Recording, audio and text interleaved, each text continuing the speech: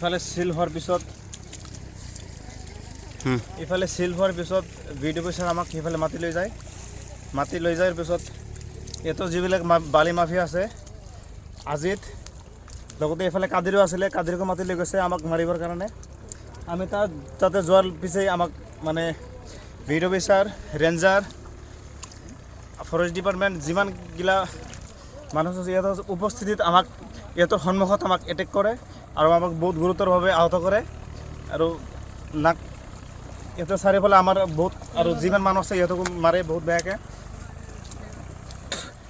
এনেকৈ মাৰাৰ পিছত আমি তাৰ পৰা মানে দৌৰি জীৱন ৰক্ষাত মানে পলুৱাই আহোঁ আমি এনেকৈ।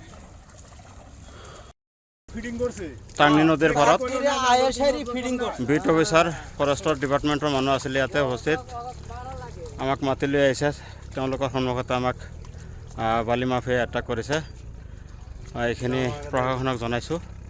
ঘৰটো ইয়াতে এয়া চাওক টাৰ্নি নদীৰ পাৰত আজিত বালি মাফিয়া আজিতৰ পুতেক আৰু আব্দুল কাদিৰ এওঁলোক লগত আছিল। লগত থাকি আমাক এটাক কৰিছে। মোৰ মূৰত ঘুচি আহিছে, মুখত ঘুচি আহিছে।